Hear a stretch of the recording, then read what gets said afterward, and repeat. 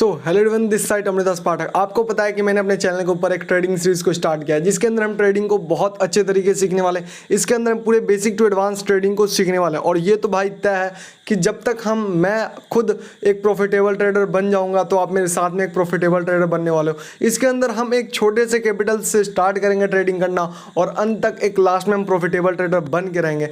तो भाई आप पहले एक चीज़ मैं आपको बता दूं कि आप एक भी वीडियो को मिस मत करना और सारे वीडियो को अच्छे तरीके से देखो। और मेरे को ये पता है कि आपने फर्स्ट वीडियो को चेकआउट कर लिया होगा और फर्स्ट वीडियो को अच्छे से देखे होगे और अपने नोट्स को जरूर बनाया होगा। अगर नोट्स को बनाया और अच्छे से देखो तो बहुत बढ़िया, या फिर अगर नहीं देखे तो भाई जल्दी से जाकर उस वीडियो को कंप्लीट आप कर लोगे। और सेकंड वीडियो आज हमारा डे 2 ऑफ ट्रेडिंग सीरीज है, जिसके अंदर हम सीखेंगे कि fundamental analysis of trading. Fundamental analysis of trading के अंदर हम सारे चीज़ सीखेंगे भाई कि किस तरीके से किसी कंपनी के स्टॉक को हम पिक करते हैं, किसी कंपनी के हम पास्ट ग्रोथ को चेक करते हैं, या फिर फाइनेंशियल रिपोर्ट, बहुत सारी चीज़ होते हैं। बट कौन कौन से मेन पॉइंट है जिसे हम चेक करके उस कंपनी के अंदर इन्वेस्ट करके प्रॉफिट जनरेट कर सकते हैं। और भाई ये ट्रेडिंग नहीं है, ट्रेडिंग से अलग चीज़ है। ट्रेडिंग के अंदर हम टेक्निकल एनालिसिस करते हैं, बट हमें करना है फंडामेंटल एनालिसिस, और उस चीज़ के ऊपर आज मैं वीडियो के अंदर बताने वाला हूँ। तो आप फंडामेंटल एनालिसिस सीखने के बाद तो इन्वेस्ट करना स्टार्ट कर सकते हो स्टॉक मार्केट के अंदर, मतलब आप इन्वेस्टिंग करना स्टार्ट कर सकते हो। मगर मेरे को केवल इन्वेस्टिंग नहीं करना, और आप लोगों को भी हम इस सीरीज़ को इसलिए स्टार्ट किए क्योंकि हमें एक ट्रेडिंग सीख के प्रॉफिटेबल ट्रेडर बनना है। तो इस चीज़ को हमें अचीव करना है, उसके लिए मैं इस सीरीज़ को स्टार्ट किया हूँ। सो वीडियो के अंदर स्क्रीन पे लेकर अब चल रहा हूँ और मैं आपको दिखाता हूँ अपने लैपटॉप के स्क्रीन के ऊपर आज हम क्या क्या सीखने वाले हैं फंडामेंटल एनालिसिस के ऊपर। आपको पता है फंडामेंटल एनालिसिस के ऊपर हम सीखने जा रहे हैं अब। सो देन मैं आपको अपने लैपटॉप के स्क्रीन के ऊपर मैं आपको कोई पेज शो कर रहा हूँ तो आपको दिखता होगा। तो मैंने जो आपको नोट्स बनाया उस नोट्स के थ्रू मैं आपको यहाँ पे समझाने वाला हूँ। जो चीज़ समझाऊँगा मैं जो समझाना चाहता हूँ आप समझना उस बात को, ओके। सो पहले मैं बता दूं कि ऐसे तो एनालिसिस अपने आप डेली लाइफ में काफ़ी चीज़ की एनालिसिस करते होगे। जैसे अगर घर पे आपको कोई कपड़े लेना हो या फिर कोई जीन्स लेना हो या टी शर्ट लेना हो तो उसमें भी आप एनालिसिस करते हो, ये जो कपड़े की क्वालिटी है ये बेटर है या फिर नहीं है, जो ये कपड़े की क्वालिटी है वो इससे बेटर है या फिर इससे क्वालिटी सही है या बकवास है, ओके। ये सारी चीज़ों को आप चेक करते हो। ये ऐसे एनालिसिस अपने डेली लाइफ में आप बहुत चीज़ की करते हो। अगर बाय द वे आपको फ़ोन लेना हो तो फ़ोन के अंदर भी आप एनालिसिस करते हो कि जो फ़ोन की चार्जर है वो इस फ़ोन की चार्जर बेस्ट है या फिर इस फ़ोन की चार्जर बेस्ट है, इस फ़ोन के अंदर फास्ट चार्जिंग है या फिर इस फ़ोन के अंदर, वो आप बहुत चीज़ मिला के एनालिसिस करते हो। इस बजट के अंदर ये फ़ोन बेटर मिल रहा है या फिर ये फ़ोन जो मिल रहा है हमें बेटर मिल रहा है। ये सारी एनालिसिस बहुत कुछ आप करते हो। अगर आप एज ए रेस्टोरेंट में भी जाते हो तो उसके अंदर भी आप एनालिसिस करते हो कि ये चाउमीन मैं खा लूँ या फिर समोसा खा लूँ। चाउमीन खाऊंगा तो ये चीज़ होगी या फिर समोसा खाऊंगा तो ये होगी। ये इतने कॉस्ट में पड़ रहा है और ये इतने कॉस्ट में पड़ रहा है। अगर ये खाने से मेरे को इतनी फैट बढ़ती है, ये खाने से मेरे को इतनी प्रोटीन मिलती है। ऐसे काफ़ी सारी चीज़ों का आप बहुत एनालिसिस अपने डेली लाइफ में करते हो। बट वहीं सेम बात आ जाती है हमारे स्टॉक के अंदर, सेम वही बात आती है हमारे स्टॉक के अंदर, कंपनी के शेयर के अंदर। शेयर के अंदर ये होता है हम एनालिसिस करते हैं कौन सी कंपनी का स्टॉक बेस्ट है और कौन सी कंपनी का स्टॉक हमें खरीदनी चाहिए या फिर नहीं खरीदनी चाहिए। ऐसे आप एनालिसिस करते हो अपने कंपनी स्टॉक के अंदर, ओके। तो मैं आपको जो डिस्प्ले के ऊपर शो कर रहा हूँ आप इसे ध्यान से देखना, ओके। फंडामेंटल एनालिसिस के ऊपर हम चेक करते हैं कौन सा कंपनी का जो शेयर है हमें ख़रीदना चाहिए और क्यों ख़रीदना चाहिए। वो सारी चीज़ों को हमने फंडामेंटल एनालिसिस के ऊपर अच्छे से समझते हैं कि कौन सी कंपनी का स्टॉक हमें ख़रीदना चाहिए और क्यों ख़रीदना चाहिए, ओके। और नेक्स्ट मैं चलता हूँ आगे और बताता हूँ आपको क्यों और कैसे किस लिए ख़रीदना चाहिए। फंडामेंटल एनालिसिस के हेल्प से आप ईजी वे में अर्निंग कर सकते हो, ओके। ईजी वे में आप समझ सकते हो कब आपको इन्वेस्टमेंट करनी है या फिर नहीं करनी है, ओके। तो फंडामेंटल एनालिसिस के अंदर क्या होता है क्या नहीं मैं आपको यहाँ बताता हूँ, ओके। इन फंडामेंटल इस पॉइंट को आप पढ़ लेना, मैं आपको केवल डायरेक्टली समझा देता हूँ क्योंकि मैं आपको ज़्यादा बताऊँ तो वीडियो ज़्यादा लंबी हो जाएगी, इसीलिए आप डायरेक्ट केवल पॉइंट को पढ़ लेना। मैं आपको इस पॉइंट को समझा देता हूँ, okay. So in fundamental analysis we have to see the company track record. Company की जो ट्रैक रिकॉर्ड होती है उसे हम फंडामेंटल एनालिसिस के अंदर चेक करते हैं कि जो कंपनी की प्रीवियस जो पास्ट ग्रोथ है वो कैसी रही और कंपनी की जो पहले से परफॉर्मेंस है वो कैसी रहते आ रही है। जो कंपनी की पिछली परफॉर्मेंस है वो कैसी रही और जो अभी कंपनी की परफॉर्मेंस है वो कैसी है, रिसेंट परफॉर्मेंस हुई या फिर कंपनी के 2 से 5 साल पिछली की जो पास्ट ग्रोथ के रिपोर्ट हुए, वो सारे चीज़ को हम चेक करके एनालिसिस करते हैं कि आने वाले टाइम में कंपनी ग्रो होने वाली है या फिर नहीं होने वाली। इसे ही आप सिंपल समझ लो, हम कहते हैं डायरेक्टली फंडामेंटल एनालिसिस। और ये जो पॉइंट है आप ये समझ लो, ये मैं ये बता रहा हूँ कि कोई भी कंपनी के अंदर जितने इन्वेस्टर हैं वो यही सारे पॉइंट को एनालिसिस करके फंडामेंटल एनालिसिस के थ्रू इसी मतलब प्रोसेस को हेल्प में लेके कंपनी के अंदर इन्वेस्टिंग करते हैं। As a investor use to information to make the inform decision buying and holding and selling this type of securities. Okay, ये सारे प्रोसेस को जितने भी इन्वेस्टर है इसी चीज़ को यूज़ करके करते हैं। ओके, फंडामेंटल एनालिसिस आप समझ गए कितनी इंपॉर्टेंट, अगर इन्वेस्टिंग कर रहे हो लॉन्ग टाइम के लिए तो बहुत इंपॉर्टेंट है। ओके, देन मैं चलता हूँ अपने नेक्स्ट पेज पे मैं लेके चलता हूँ। फंडामेंटल एनालिसिस हमें क्यों करनी है भाई, मेन पॉइंट आती है हमें करनी क्यों है फंडामेंटल एनालिसिस। आप करना क्यों चाहोगे, आप डायरेक्टली कोई किसी कंपनी के स्टॉक को उठाओगे, पिक करोगे, देन उसके अंदर इन्वेस्ट कर दोगे, और आने वाले टाइम के अंदर आप जानते हो भाई किसी कंपनी के अंदर लॉन्ग टाइम में इन्वेस्टमेंट करो तो भाई वो पैसा हमारा बहुत अच्छा ग्रोथ देगा, आने वाले टाइम में वो हमेशा प्रॉफिट में रहने वाला, लॉस में नहीं रहने वाला, ऐसा आप हमेशा सुनते आओ और ये आपको ही पता है। बट एक चीज़ मैं आपको बता दूँ, अगर आपको वैल्यू इन्वेस्टिंग करनी है, क्या करनी है, अगर आपको वैल्यू इन्वेस्टिंग करनी है, लॉन्ग टाइम में ज़्यादा प्रॉफिट, ज़्यादा रिटर्न चाहते हो तो उसके लिए फंडामेंटल एनालिसिस बहुत इंपॉर्टेंट है। अगर आप चाहते हो लॉन्ग टाइम के अंदर इन्वेस्ट करके आप वैल्यू इन्वेस्टिंग करके काफ़ी अच्छा प्रॉफिट्स ले पाओ, मार्केट से काफ़ी अच्छा प्रॉफिट जनरेट कर पाओ, तो उसके लिए हमें ज़रूरी है फंडामेंटल एनालिसिस। फंडामेंटल एनालिसिस के अंदर हम क्या रिसर्च करते हैं आप समझो। फंडामेंटल एनालिसिस के अंदर हम सर्च करते हैं कंपनी की जो हमारी एनालिसिस है, होल कंपनी को हम रिसर्च करते हैं। एज ए होल कंपनी को फंडामेंटल एनालिसिस के अंदर रिसर्च करते हैं, कंपनी की ग्रोथ कैसी है, रिपोर्ट जो है फाइनेंशियल रिपोर्ट या फिर कंपनी के ऊपर लायबिलिटीज़ कितनी, एसेट्स कितने, सारे चीज़ को मैंने पहले बताया आपको। कंपनी के अंदर जितने चीज़ें ट्रैक रिकॉर्ड को हम चेक करते हैं 2 से 5 साल के अंदर कंपनी के अंदर क्या क्या वो सारी चीज़ों को हम चेक करते हैं। उसके बाद मैं बता दूँ fundamental analysis using for a long time investment. भाई ये पॉइंट बहुत इंपॉर्टेंट है, इस पॉइंट को याद रखना, आप इस पॉइंट को याद रखना। फंडामेंटल एनालिसिस है हमेशा यूज़ किए जाते हैं लॉन्ग टाइम इन्वेस्टमेंट के लिए, ना कि शॉर्ट टाइम ड्यूरेशन के लिए।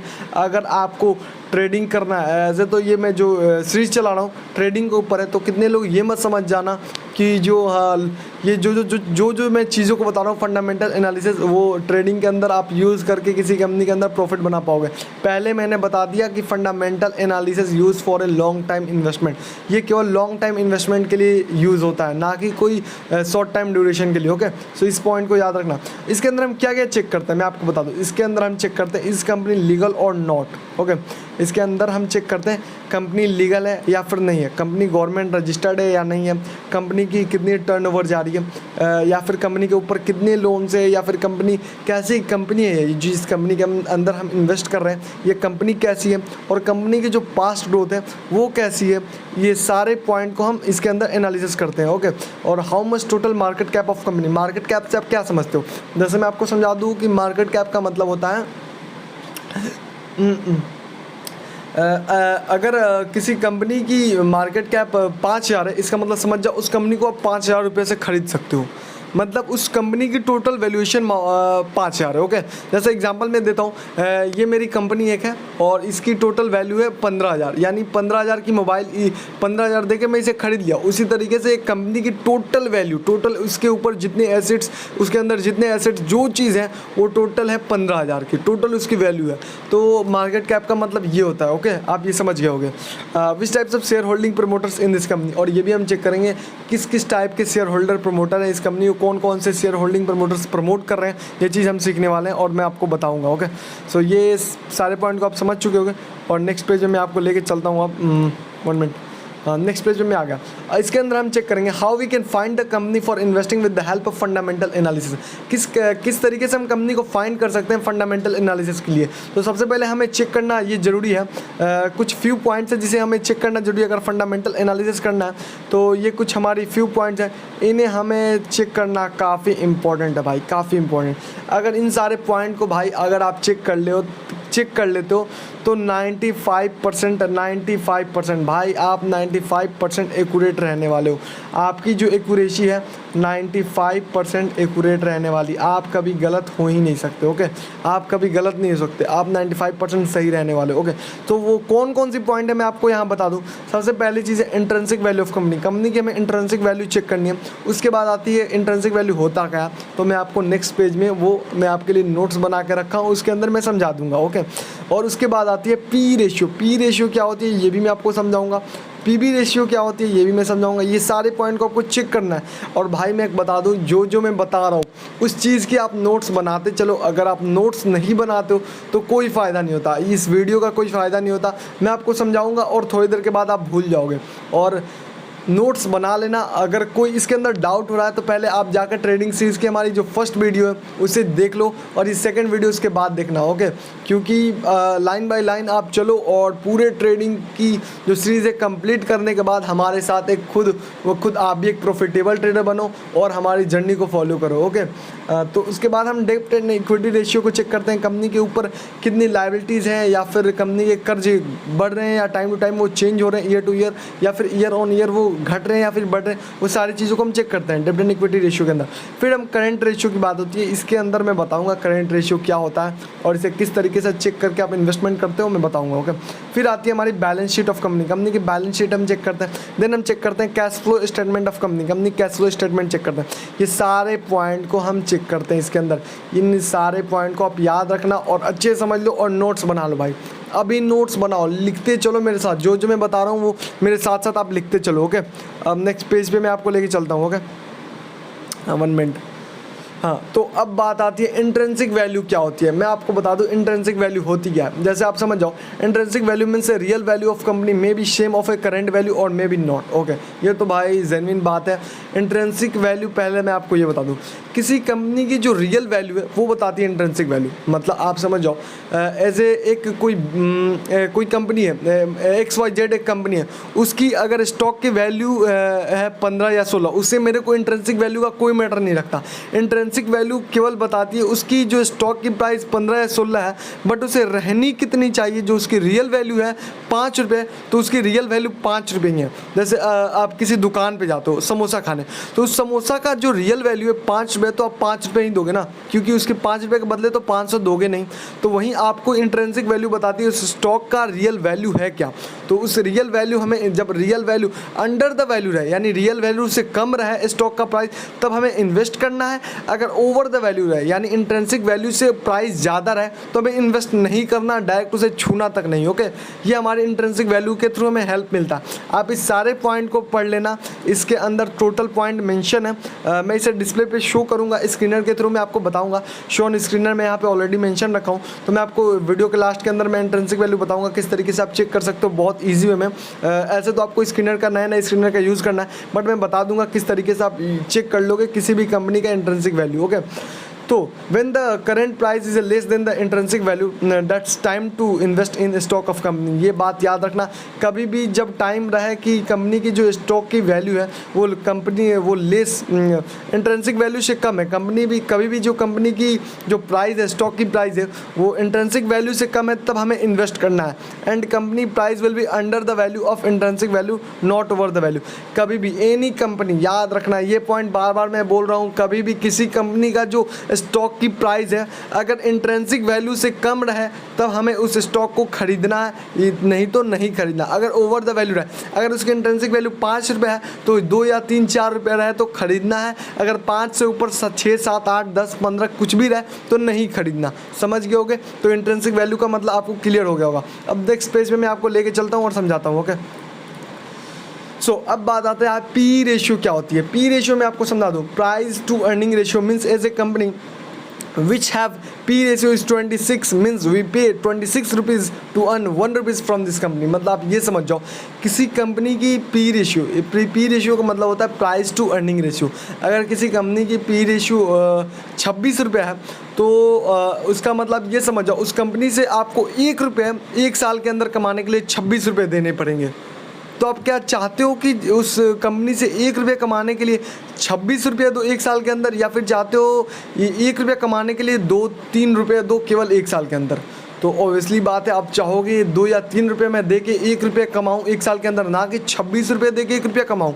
ये तो क्लियर बात है, आप ये समझ गए होगे, ओके। तो पी रेशियो का मतलब आप समझ जाओ price upon earning ratio, okay. Price upon earning, इसका फुल फॉर्म होता है प्राइस अपॉन अर्निंग। ये प्राइस मतलब समझ जाओ जो कंपनी की जो अभी जो प्राइस चल रही है ना, 1 मिनट, जैसे आप यहाँ पे मैं शो किया हूँ, जैसे रिलायंस इंडस्ट्री है, यहाँ पे अगर रिलायंस इंडस्ट्रीज़ की जो प्राइस अभी चल रही है ये हमारी प्राइस हो गई। अर्निंग रेशियो हो गई EPS, अर्निंग पर शेयर। इससे अगर पी रेशियो बताने से पहले मेरे को आपको समझाना पड़ेगा अर्निंग पर शेयर क्या चीज़ होती है। अर्निंग पर शेयर मैं यहाँ पे आपको मेंशन किया हूँ। अर्निंग पर शेयर का मतलब हुआ कि वो कंपनी जो है एक स्टॉक से कितनी कमा रही है, वो कंपनी अपने एक शेयर से कंपनी को कितने रुपये कमा के दे रही है, वो चीज़ यहाँ पे मैंने मेंशन कर दिया है already. 1 minute, earning per share, okay, earning per share यहाँ पे मेंशन है, आप चेक कर लो। ओके, अर्निंग पर शेयर यहाँ पे मैंने मेंशन रखा है। 1 मिनट, अर्निंग पर शेयर, तो अर्निंग पर शेयर मैंने यहाँ पे 98 रुपये मेंशन किया है। यहाँ पे मेंशन ऑलरेडी है, मैंने इसे स्क्रीनशॉट लेके मैं आपको शो किया हूँ, तो आप चेक कर लो। ओके, इसका मतलब ये समझ जाओ कि इस कंपनी रिलायंस कंपनी ने अपने एक शेयर से 98 रुपये कमा के कंपनी को दिए हैं। ओके, एक शेयर से 98 रुपये कमा के अपने रिलायंस कंपनी को दिए हुए हैं। ओके, ये हमारी अर्निंग पर शेयर बताती है। और एक चीज़ बता दें कि पी रेशियो का मतलब आपका क्लियर हो चुका है कि क्या होती है। कि पी रेशियो का मतलब समझ जाओ कि कंपनी में कितने रुपए लगाने पर कितना प्रॉफिट हुआ, ये आप समझ जाओ। आप सिंपल में आपको बता दिया कि अगर 26 रुपये लगाते हो या फिर 100 या 15 या फिर 16, जितने पी रेशियो, उसका मतलब ये हुआ उस कंपनी के अंदर जैसे एग्जांपल किसी कंपनी का पी रेशियो 6 रुपये है, तो उस कंपनी के अंदर आप 6 रुपये अगर डालते हो तो उस कंपनी से 1 रुपये आप कमाओगे साल का। ओके, मतलब उस कंपनी से 1 रुपये कमाने के लिए आप 6 रुपये दे रहे हो 1 साल के लिए।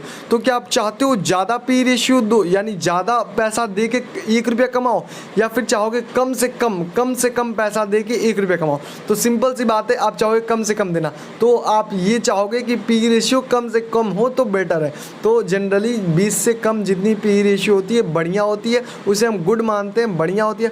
बट सबसे बेस्ट होती है 1 या 2 पी रेशियो, तो बहुत बेस्ट है। वो चीज़ मैं यहाँ पे ऑलरेडी मेंशन कर रखा हूँ, आप इसे चेक कर लो। Example of good P ratio 1 और 2, 1 या 2 पी रेशियो बहुत बेटर। तो ये पॉइंट आपकी क्लियर हो चुकी होगी पी रेशियो क्या होती है। तो मेरे को दोबारा समझाने की कोई ज़रूरत नहीं है, इस पॉइंट को आप अच्छे से समझ चुके हो। तो मैं अपने नेक्स्ट पेज पे आपको लेके चलता हूँ। ओके,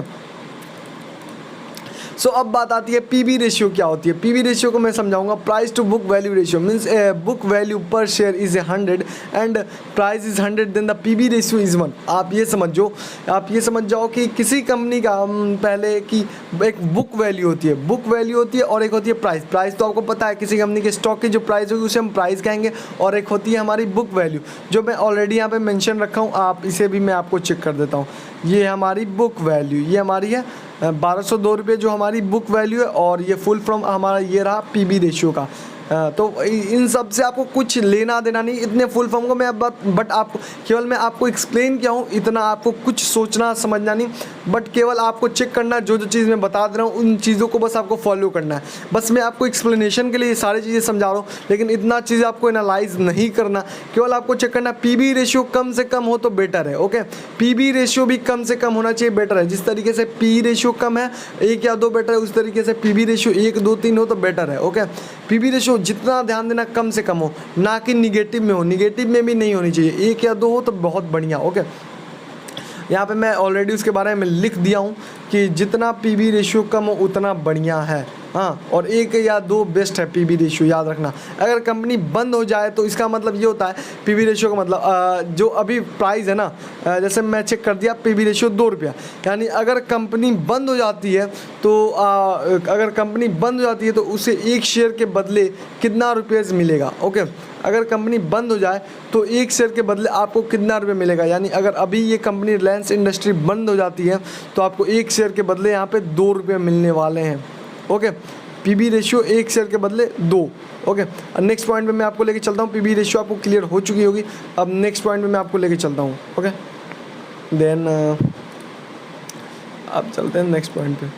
अब आती है हमारी बात डेब्ट एंड इक्विटी रेशियो। डेब्ट एंड इक्विटी रेशियो पे हम समझने वाले हैं कंपनी। डेब्ट एंड इक्विटी रेशियो का मतलब आप ये समझ जाओ, डेब्ट मतलब होती है लायबिलिटीज़। किसी कंपनी ने किसी को उधार दे रखा है, वो हमारी लायबिलिटीज़ है। उधार देते हैं तो इंटरेस्ट उसके बदले लेते हैं, वो हमारी हो गई डेब्ट। वो हमारे डेटर्स से करते हैं, वो यानी कर्जदार। ओके, और इक्विटी मतलब हो गया कि किसी कंपनी को इक्विटी देके ऑनरशिप हमने किसी को दे दिया। ओके,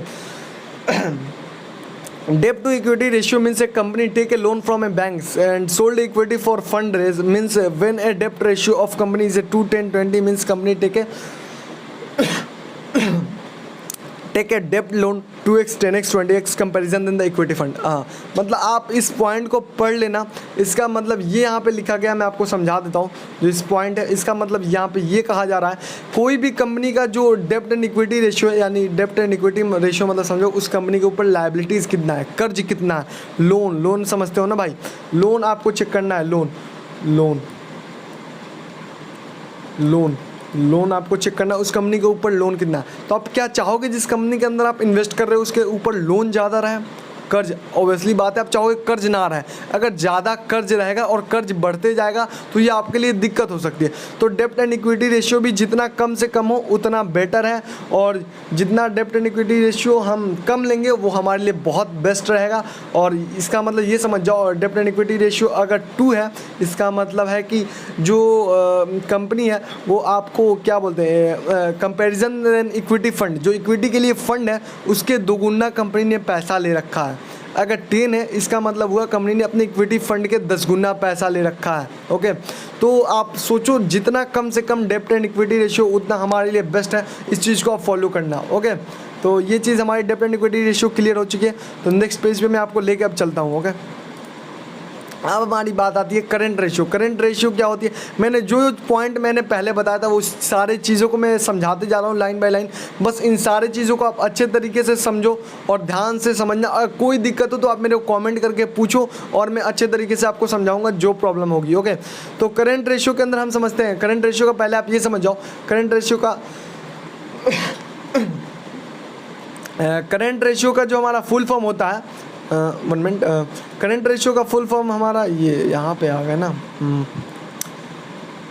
करंट रेशियो का हमारा फुल फॉर्म होता है current assets by current liabilities. मतलब जो अभी टोटल करंट एसेट्स है कंपनी के ऊपर, जो कंपनी में करंट एसेट्स, अब मैं बताऊंगा एसेट्स क्या होते हैं। एसेट्स जो फाइनेंस बैकग्राउंड से है, जो कॉमर्स से होंगे उन्हें पता होगा। एसेट्स मतलब होता है संपत्ति। जो कंपनी की करंट एसेट्स है उस, और जो करंट लायबिलिटीज़ है, ये कर्ज, जो करंट लायबिलिटी, जो मतलब जो करंट कुछ टाइम के लिए कर्ज है या फिर जो कुछ टाइम के लायबिलिटीज़ हैं वो हमें बता रही है यहाँ पे। जो current assets upon current liabilities is a formula of current assets as, मतलब आप समझ जाओ अगर 20 हमारी करंट एसेट्स है और 10 करंट लायबिलिटीज़ है तो हमारी करंट रेशियो 2।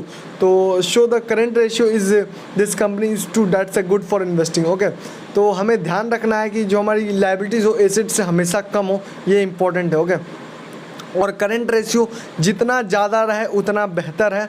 करंट रेशियो ज़्यादा बेहतर है, मैंने यहाँ पे मेंशन कर रखा है। यहाँ पे जो मैंने यहाँ पे शाइन दिया इससे आप समझ जाना, हर एक पे मैंने शाइन दे रखा है, कौन कम रहे तो बेहतर है या फिर कौन ज़्यादा रहे बेहतर है, ये भी आप समझ चुके होंगे करंट रेशियो के बारे में। अब नेक्स्ट पेज पे मैं आपको लेके चलता हूँ और बताता हूँ आगे। ओके, अब हमारी बात आती है बैलेंस शीट। तो बैलेंस शीट में मैंने बताया था कितने लोग होंगे जो फाइनेंस बैकग्राउंड और कॉमर्स फील्ड से नहीं होंगे, तो वो लोग सोचेंगे भाई को बैलेंस शीट मेरे से उतनी नहीं देखी जाएगी, भाई मेरे को नहीं पता, मैं नहीं कर पाऊंगा। तो मैं आपको बता दूं भाई बैलेंस शीट के अंदर उतनी सारी चीज़ें आपको नहीं देखनी, जो बस मैं इंपॉर्टेंट पॉइंट बता रहा हूँ बस वो चीज़ें आपको देखनी है। बस उन चीज़ों को आप फॉलो करो, देख लो, उसके बाद तो आप भाई 95% तो एक्यूरेट एनालिसिस करने वाले हो। ओके, तो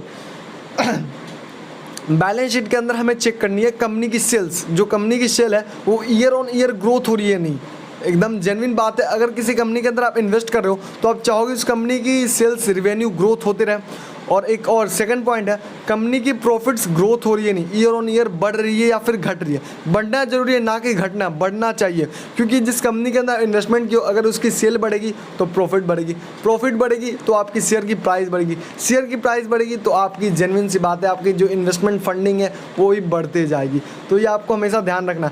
टोटल नंबर ऑफ एसेट, जो टोटल नंबर ऑफ संपत्ति मैंने बताया एसेट्स मतलब संपत्ति, जो टोटल नंबर ऑफ एसेट्स है वो ईयर ऑन ईयर ग्रोथ हो रही है या फिर नहीं, ये चीज़ आपको चेक करना है। Total number of assets, okay, ये चीज़ आपको चेक करना है ईयर ऑन ईयर उसके अंदर चेंज आ रहा है या फिर नहीं आ रहा। और लायबिलिटीज़ कंपनी के ऊपर जो है वो ईयर ऑन ईयर घट रहा है या फिर बढ़ रहा है। लायबिलिटीज़ जो है लायबिलिटीज़ लोन लेना सही है बट रीपेइंग कैपेसिटी बहुत इंपॉर्टेंट है, ये चीज़ आपको ध्यान रखना है। बट कोई ना, जैसे यहाँ पे लायबिलिटीज़ ऑफ कंपनी हमें चेक करना है, कंपनी कि जो लायबिलिटीज़ है वो ईयर ऑन ईयर घटनी चाहिए। अगर नहीं घटेगी तो चलेगा, लेकिन एसेट्स हमेशा लायबिलिटी से ज़्यादा होना चाहिए, ना कि लायबिलिटीज़ ज़्यादा हो और एसेट्स कम हो। संपत्ति ज़्यादा होनी चाहिए, ना कि कर्ज ज़्यादा होना चाहिए, याद रखना। और ये बेहतर रहे, कोशिश करना कि आपको लायबिलिटीज़ ईयर ऑन ईयर कम होते जाए, ऐसे स्टॉक आपको मिल जाए तो बहुत बढ़िया। और उसके बाद हम चेक करेंगे कंपनी की जो कैश फ्लो है, कंपनी की कैश फ्लो हम चेक करेंगे। कैश फ्लो के अंदर हमें, कैश फ्लो में आपको ये बताते हैं, वो इनकम स्टेटमेंट के अंदर हम कैश फ्लो चेक करेंगे। उसके अंदर हम ये चेक करेंगे कंपनी की जो कैश है वो लिक्विड फॉर्म में होना बहुत ज़रूरी है, कैश हमारे पास। ओके, इसे मैं डिस्प्ले स्क्रीन पे आपको शो कर दूंगा। अभी मैं आपको यूँ समझा दिया। ओके, फिर मैं नेक्स्ट पेज पे आपको लेके चलता हूँ। ओके, अभी चलते हैं नेक्स्ट पेज के ऊपर। नेक्स्ट पेज के ऊपर मैं आपको लेके चलता हूँ। ओके, अब आती है कैश फ्लो स्टेटमेंट। ये मैंने पहले बताया, check free cash flow of the company basically more is better. आप चेक करो कंपनी की जो कैश फ्लो है, कंपनी की जो कैश फ्लो है वो रहनी चाहिए, फ्री कैश फ्लो कंपनी के पास होना चाहिए, और बेसिकली मोर, ज़्यादा कैश फ्लो फ्री रहे तो बहुत बढ़िया। When continue negative free cash flow of the company that's a bad for the company. Continue negative नहीं जानी चाहिए, ये कंपनी के लिए बुरा हो सकता है। सो ये बात को ध्यान रखना, कंटिन्यू निगेटिव हमारी कैश फ्लो नहीं जानी चाहिए। ओके, ये सारे पॉइंट आपकी क्लियर हो चुकी होगी, मेरे को लग रहा है कि सारे क्लियर हो गए।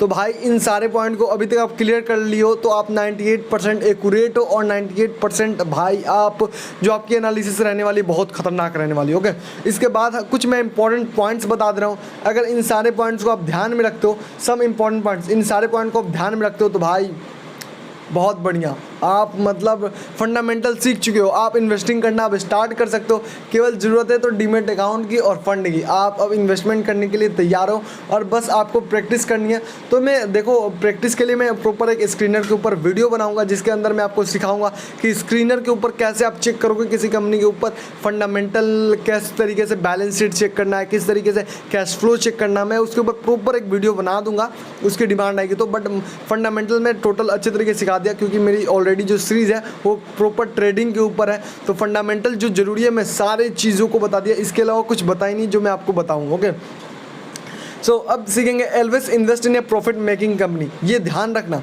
ये जो पॉइंट है कुछ इन्हें बहुत ध्यान रखना। Always invest in profit making company, हमें हमेशा वैसे कंपनी में इन्वेस्ट करना है जो प्रॉफिट बनाने वाली है। Okay, don't take a risk, हमें ज़्यादा रिस्क नहीं लेना, क्योंकि भाई हमारे पास पैसा लिमिटेड है, ना कि अनलिमिटेड है। Okay, avoid a loss making company, loss making company को हमको अवॉइड करना, हमें लॉस मेकिंग कंपनी के अंदर इन्वेस्टमेंट नहीं करना, याद रखना।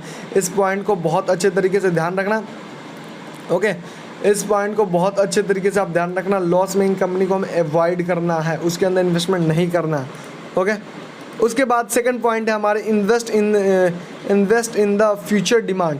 हमें कोशिश करना है वैसे स्टॉक को पकड़ो जिसकी फ्यूचर में डिमांड हो। जिस तरीके से मैं आपको बता दूं, अभी के टाइम पे एक स्टॉक है जैसे कोयल इंडिया, वो किस चीज़ की प्रोडक्शन करती है, तो कोयल की। ओके, तो मैं आपको बताऊं, क्या कोयल इंडिया की अभी डिमांड है, अभी वो सही चल रही है, क्या आने वाले 5 से 10 साल में उसकी डिमांड रहने वाली है? आप बताओ, नहीं रहने वाली। और इसलिए बात है कि देखो, जो फ्यूचर में जिस चीज़ की डिमांड है उसके अंदर आपको इन्वेस्टमेंट करना।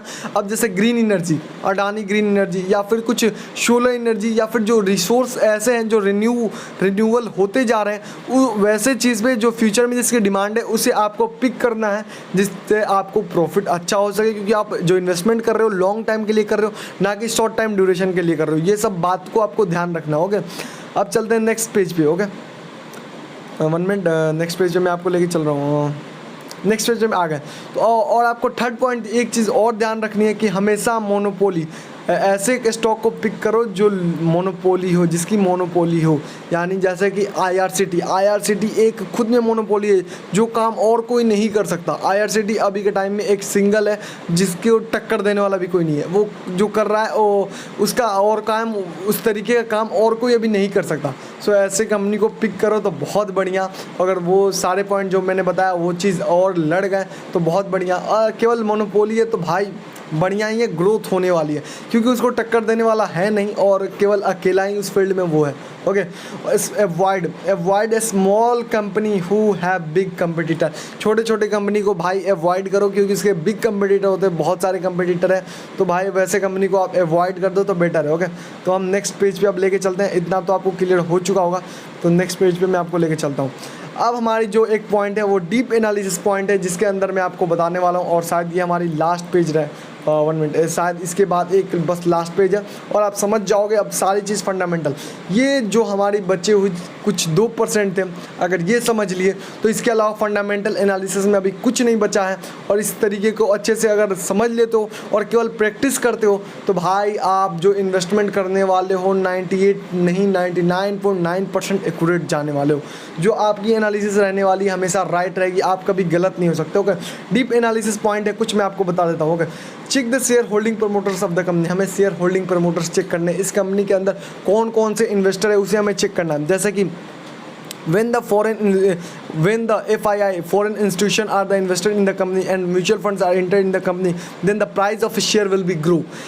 जो फॉरेन इंस्टीट्यूशन इन्वेस्टर होते हैं, जब भी मार्केट के अंदर आएंगे तो बिग फंड लेके आते हैं। ये ओबियसली ये रियल बात है कि जब भी जो फॉरेन इंस्टीट्यूशन के इन्वेस्टर होते हैं वो मार्केट के अंदर बिग फंड लेके आएंगे। और मैंने ये पहले वीडियो में बताया था आपको कि जो प्राइस होती है किस तरीके से घटती है या फिर बढ़ती है। अगर वीडियो नहीं देखे तो भाई जाकर उस वीडियो को चेकआउट करो, जो फर्स्ट वीडियो मैं आपको डिस्क्रिप्शन में लिंक दे दूँगा, उसको जाकर आप चेकआउट कर लो। ओके, उसके अंदर मैं बताया हूँ अच्छे तरीके से कि जो प्राइस है किस तरीके से घटती है या फिर बढ़ती है। ओके, उसके अंदर मैं आपको क्लियर कर दिया हूँ। उसके बाद मैं बताने वाला हूँ कि जो प्राइस है वो किस तरीके से बढ़ेगी, because FII investors are check the company continue grow और नॉट। जो FII इन्वेस्टर होते हैं, जो फॉरेन इंस्टीट्यूशन के इन्वेस्टर होते हैं, वो कंपनी को हमेशा चेक करते हैं जो इसकी ग्रोथ है, कंटिन्यू ग्रोथ हो रही है या फिर नहीं हो रही है, ऑलवेज चेक करते हैं। ओके, ऑलवेज चेक है डोमेस्टिक इंस्टीट्यूशन। ये सारे पॉइंट को मैंने मेंशन किया, इन सारे पॉइंट को पढ़ लो भाई, और नोट्स ज़रूर बनाओ, नोट्स बना के लिख लो और समझो अच्छे तरीके से, और आपको सब समझ में आ जाएगा। ये कुछ डीप एनालिसिस पॉइंट है जो मैंने बता दिया। और नेक्स्ट पेज में लेके चलता हूँ और एक कुछ पॉइंट बचे हुए हैं जो मैं आपको बता देता हूँ। ओके, 1 मिनट, यहाँ पे आ गया 1 मिनट।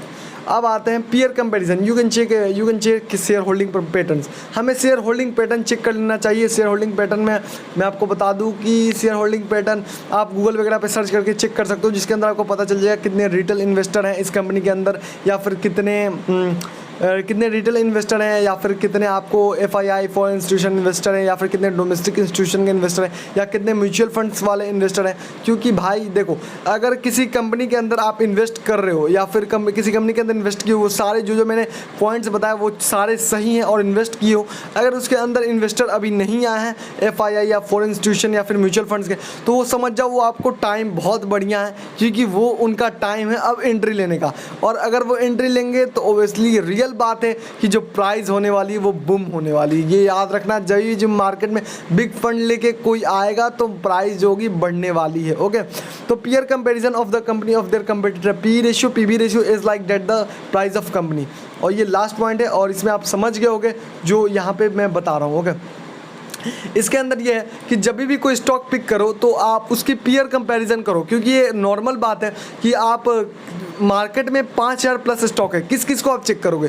ये तो आप सारे स्टॉक के चेक तो नहीं कर सकते ना, सारे मार्केट सारे कंपनी को तो आप चेक नहीं कर सकते।